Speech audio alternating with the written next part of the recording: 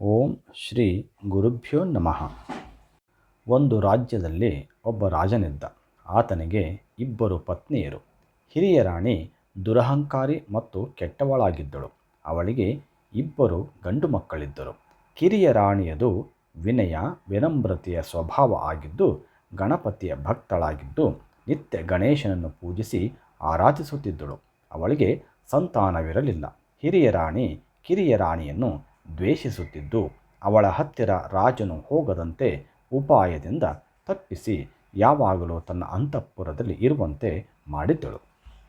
ಒಮ್ಮೆ ರಾಜನು ರಾಜಕಾರ್ಯದ ನಿಮಿತ್ತ ದೂರದ ರಾಜ್ಯಕ್ಕೆ ಹೋಗಬೇಕಾಗಿ ಬಂದಿತು. ಹಿರಿಯ ರಾಣಿಗೆ, ನಾನು ಕೆಲವು ದಿವಸ ಹಡಗಿನಲ್ಲಿ ದೂರದ ರಾಜ್ಯಕ್ಕೆ ಹೋಗುತ್ತಿದ್ದೇನೆ, ನಿನಗೇನು ತರಲಿ ಎಂದು ಕೇಳಿದ. ಅವಳು ಅಲ್ಲಿನ ಬೆಲೆ ಬಾಳುವ ಅಪರೂಪದ ಬಟ್ಟೆ, ಆಭರಣ, ಅಲಂಕಾರಿಕ ಸಾಮಗ್ರಿಗಳನ್ನು ತರಲು ಹೇಳಿದಳು. ಅದೇ ರೀತಿ ರಾಜ ಚಿಕ್ಕ ರಾಣಿಯನ್ನು ಕೇಳಿದಾಗ, ನನಗೆ ಏನೂ ಬೇಡ, ಅರಮನೆಯಲ್ಲಿ ಎಲ್ಲವೂ ಇದೆ, ಯಾವುದಕ್ಕೂ ಕೊರತೆಯಿಲ್ಲ ಎಂದಳು. ರಾಜನು ತನ್ನ ಸಿಬ್ಬಂದಿಗಳೊಂದಿಗೆ ಹಡಗಿನಲ್ಲಿ ಪ್ರಯಾಣ ಹೊರಟನು. ಹೋಗುವಾಗ ಅವನು ಯೋಚಿಸಿದನು, ಪಾಪ, ಚಿಕ್ಕ ರಾಣಿ ತುಂಬ ಒಳ್ಳೆಯವಳು, ನಾನು ಅವಳ ಹತ್ತಿರ ಹೋಗಲು ಆಗುತ್ತಿಲ್ಲ, ಆದರೂ ಅವಳೇನೂ ಕೇಳುವುದಿಲ್ಲ. ಪಾಪ, ಅವಳಿಗಾಗಿ ನಾನು ಏನಾದರೂ ಕೊಂಡೊಯ್ಯಬೇಕು ಎಂದು ಮನಸ್ಸಿನಲ್ಲಿ ಮಾಡಿಕೊಂಡನು. ಹೊರ ರಾಜ್ಯಕ್ಕೆ ಬಂದು ಅವನ ಕೆಲಸಗಳು ಮುಗಿದ ಮೇಲೆ ಹಿರಿಯ ರಾಣಿ ಹೇಳಿದ ಎಲ್ಲ ವಸ್ತುಗಳನ್ನು ಕೊಂಡುಕೊಂಡನು. ಕಿರಿಯ ರಾಣಿಗೆ ಏನು ಬೇಕು ಗೊತ್ತಿಲ್ಲ.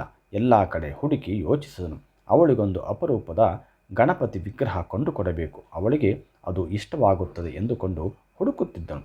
ಅಲ್ಲೊಬ್ಬ ಸುಂದರವಾದ ಗಣಪತಿ ಮೂರ್ತಿಗಳನ್ನು ಇಟ್ಟುಕೊಂಡು ಮಾರುತ್ತಿದ್ದ ವ್ಯಾಪಾರಿಯನ್ನು ನೋಡಿದ ರಾಜನು ಅವನ ಬಳಿ ಹೋಗಿ ಒಂದು ಸುಂದರವಾದ ಗಣಪತಿ ವಿಗ್ರಹ ಖರೀದಿಸಿದನು. ನಂತರ ತನ್ನ ರಾಜ್ಯಕ್ಕೆ ಹೊರಟು ಅರಮನೆಗೆ ಬಂದನು. ಹಿರಿಯ ರಾಣಿಗೆ ತಂದ ವಸ್ತುಗಳನ್ನೆಲ್ಲ ಅವಳಿಗೆ ಕೊಟ್ಟನು. ಕಿರಿಯ ರಾಣಿಗೆ ಗಣಪತಿ ಮೂರ್ತಿಯನ್ನು ಕೊಟ್ಟನು. ಚಿಕ್ಕ ರಾಣಿಗೆ ಗಣಪತಿ ಮೂರ್ತಿ ನೋಡಿ ಬಹಳ ಖುಷಿಯಾಯಿತು. ಆ ಮೂರ್ತಿಯನ್ನು ಪೂಜೆ ಮಾಡುವಲ್ಲಿ ಇಟ್ಟು ಪ್ರತಿಷ್ಠಾಪನೆ ಮಾಡಿದಳು. ನಿತ್ಯವೂ ಶ್ರದ್ಧೆಯಿಂದ ಪೂಜೆ ಮಾಡುತ್ತಾ ಬಂದಳು. ರಾಜನಿಗೆ ದಿನ ಕಳೆದಂತೆ ಶುಭ ಸಮಾಚಾರ ಸಿಗುತ್ತಿತ್ತು. ಪಕ್ಕದ ರಾಜ್ಯದ ಮೇಲೆ ಯುದ್ಧಕ್ಕೆ ಹೋದ ತನ್ನ ಸೈನ್ಯ ಗೆದ್ದಿದ್ದಾರೆ ಎಂಬ ಶುಭವಾರ್ತೆ ಬಂದಿತು. ಹಾಗೆ ನಗರದಲ್ಲಿ ಮಳೆಯಾಗಿ ಜಲಾಶಯಗಳು ತುಂಬಿ ನೀರಿನ ಕೊರತೆ ನೀಗಿತು. ಹೊಲಗದ್ದೆಗಳಲ್ಲಿ ಫಸಲು ಚೆನ್ನಾಗಿ ಬಂದು ರೈತಾಪಿ ಜನಗಳ ಮುಖದಲ್ಲಿ ನಗೆ ಮೂಡಿದೆ ಎಂಬ ಸಿಹಿ ಸುದ್ದಿಗಳೇ ಬರುತ್ತಿತ್ತು. ಕೆಲವೇ ತಿಂಗಳಲ್ಲಿ ಚಿಕ್ಕ ರಾಣಿ ಗರ್ಭಿಣಿಯಾದಳು. ಒಟ್ಟಾರೆ ರಾಜನಿಗೆ ಎಲ್ಲವೂ ಕೈಗೂಡಿ ಒಳ್ಳೆಯದಾಯಿತು. ಇದನ್ನೆಲ್ಲ ತಿಳಿದ ಹಿರಿಯ ರಾಣಿಗೆ ಹೊಟ್ಟೆ ಕಿಚ್ಚು ಬಂದಿತು. ಕಿರಿಯ ರಾಣಿಗೆ ಮಕ್ಕಳಾಗುವುದು ಇಷ್ಟವಿರಲಿಲ್ಲ.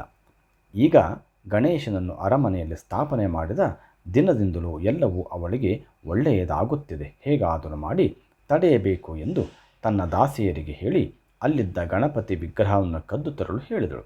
ದಾಸಿಯರು ಕಿರಿಯ ರಾಣಿಗೆ ತಿಳಿಯದಂತೆ ಅವಳ ಕೋಣೆಯಲ್ಲಿದ್ದ ಗಣಪತಿ ವಿಗ್ರಹವನ್ನು ತಂದು ಹಿರಿಯ ರಾಣಿಗೆ ಕೊಟ್ಟರು.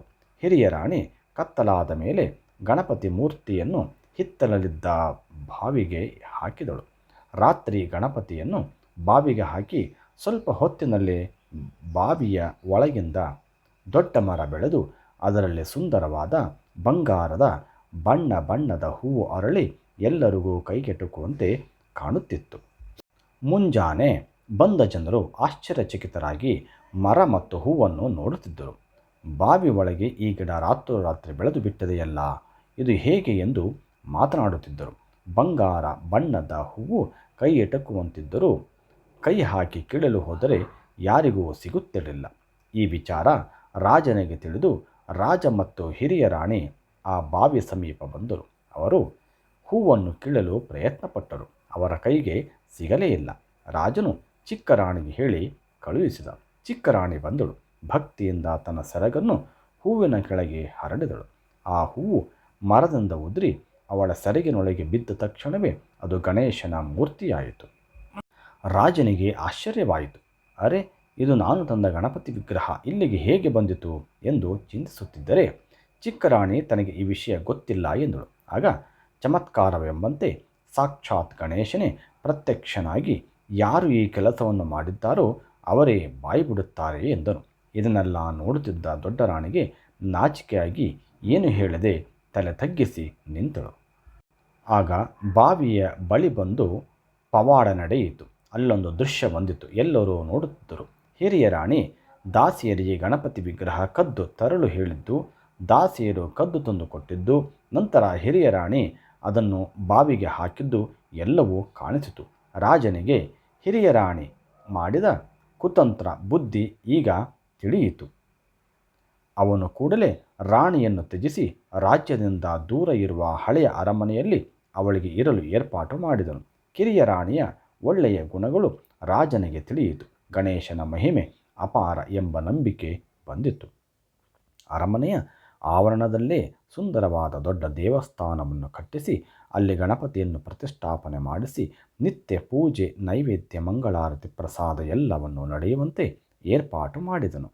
ರಾಜ್ಯದ ಅಭಿವೃದ್ಧಿ ಹೆಚ್ಚಾಗಿತ್ತು. ಅರಮನೆಯಲ್ಲಿ ಸಂತಾನ ಪ್ರಾಪ್ತಿಯಾಯಿತು. ಕಿರಿಯ ರಾಣಿ ಪಟ್ಟದರಸಿ ಮಹಾಗಣಪತಿ ಅನುಗ್ರಹದಿಂದ ರಾಜನ ರಾಜ್ಯವು ಅಭಿವೃದ್ಧಿ ಸಮೃದ್ಧಿಯಿಂದ ತುಂಬಿತು. ಓಂ ತತ್ಪುರುಷಾಯ ವಿದ್ಮಹೇ ವಕ್ರತುಂಡಾಯ ಧೀಮಹಿ ತನ್ನೋ ದಂತಿ ಪ್ರಚೋದಯಾತ್. ಸರ್ವೇ ಜನ ಸುಖಿನೋ ಭವಂತು.